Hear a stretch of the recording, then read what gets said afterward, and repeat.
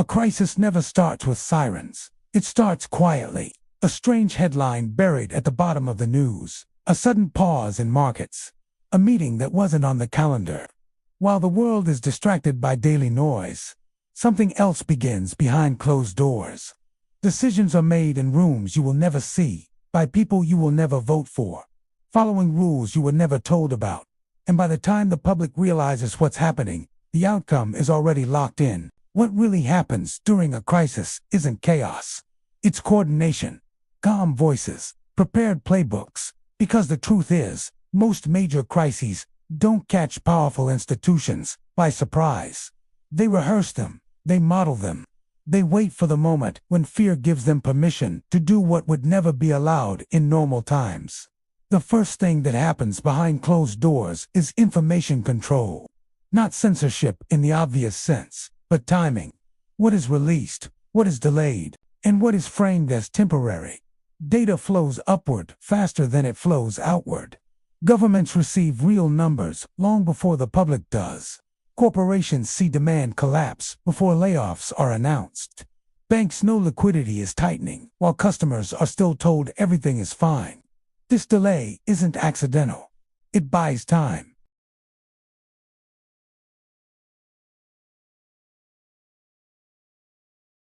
Central banks, treasury departments, regulators, major financial institutions. The same names appear again and again in every crisis.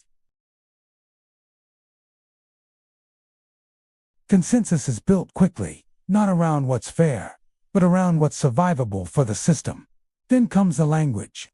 Words are chosen carefully. Support instead of bailout. Stability instead of control. Temporary measures instead of permanent shifts. Language is the bridge between private decisions and public acceptance.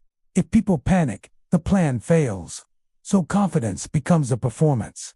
Statements are drafted to sound reassuring even when the situation is fragile. Behind those statements are trade-offs no one wants to talk about. Saving some institutions means letting others fail. Protecting markets may hurt workers. Preventing collapse often increases inequality. These aren't mistakes. They are calculated outcomes. In a crisis, the goal is not to make everyone whole. It's to prevent a chain reaction. And that means deciding who absorbs the damage. One of the least understood moments is when liquidity is created. Money appears not because it's earned, but because it's needed. Central banks expand balance sheets overnight. Interest rates are cut. Credit lines open for those who qualified, but access is not equal. Large institutions with political and financial connections are first in line. Small businesses and individuals come later, if at all. This is where narratives diverge. The public story says help is coming for everyone. The private reality prioritizes systemic players, because if they fall, everything falls. That logic has been used in every major crisis, and it always reshapes the economy afterward. Industries consolidate. Competition shrinks, power concentrates. While headlines focus on immediate fear, another conversation runs quietly in parallel. Opportunity. Crises are not just threats. They are windows.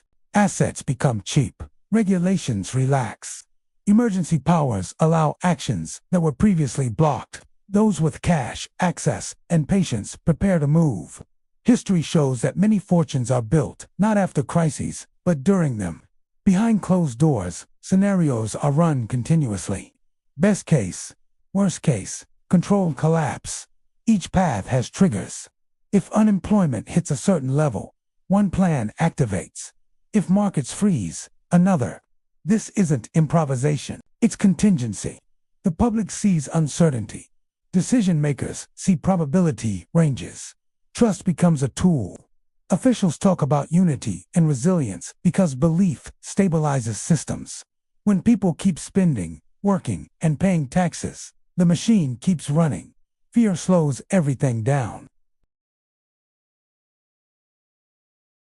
This is not always malicious. Sometimes it's seen as necessary medicine. But it also means the full truth is rarely shared in real time. Another thing few people realize is how legal frameworks shift during crises. Emergency declarations expand authority. Rules are suspended. Oversight weakens.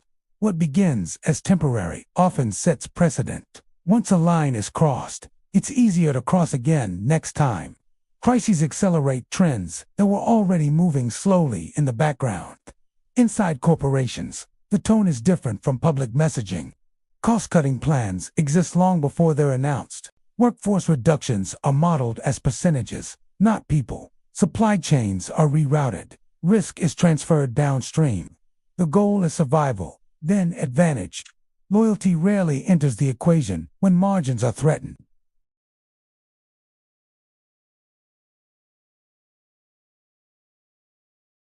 In crises, official sources dominate the narrative. Leaks are selective.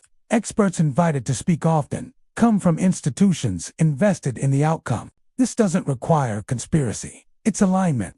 Those closest to power shape the conversation. As days turn into weeks, the public begins to feel the impact. Prices change, jobs disappear, rules feel different, and people ask the same question every time. How did this happen so fast? The answer is that it didn't. The visible collapse was fast. The invisible preparation took years. There is also a psychological shift behind closed doors. What was once unthinkable becomes reasonable. Policies that would have sparked outrage are reframed as unavoidable. Resistance weakens when alternatives look worse. This is how crises reset expectations. People accept less, work more, and normalize instability because the memory of fear is fresh. One sentence matters more than most people realize. There is no alternative. When decision makers believe this, creativity narrows. When the public hears it, debate ends. But alternatives often exist. They are just less convenient for those in control. Crisis compresses time, and convenience wins. For individuals watching from the outside, it can feel powerless, but understanding the pattern changes how you respond. Crises reward preparation, not prediction. They punish panic and indecision. While institutions act to protect themselves, individuals must do the same within their limits. Awareness is the first advantage. The most uncomfortable truth is that crises don't end.